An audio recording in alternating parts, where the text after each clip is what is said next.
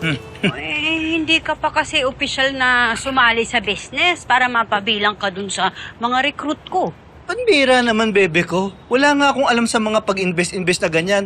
Tapos hindi naman ako magaling sa pag-sales stock, hindi kagaya mo. Sus, ganun din naman daw noon si Miss Sheila eh. Noon tahimik siya, tapos mahiyain. Pero pag talagang bilib ka sa produkto, mabilis lang yun, madaling i-flex. Flex? Flex ka dyan. Alam ba yung sabihin ng flex? Oh, yung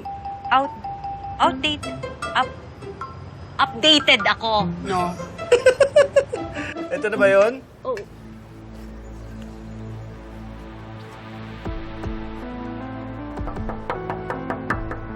Ba't parang wala naman tao? Boss! Ay, Boss! Hanggang anong oras yung lunch break ng mga nandito? Alam ko, wala na po nakaupa dyan. Umalis na. ano?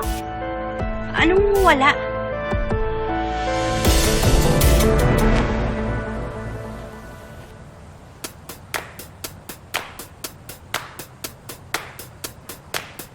Careful!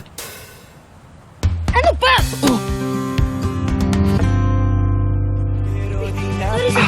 Aray! Mahulog sa'yo,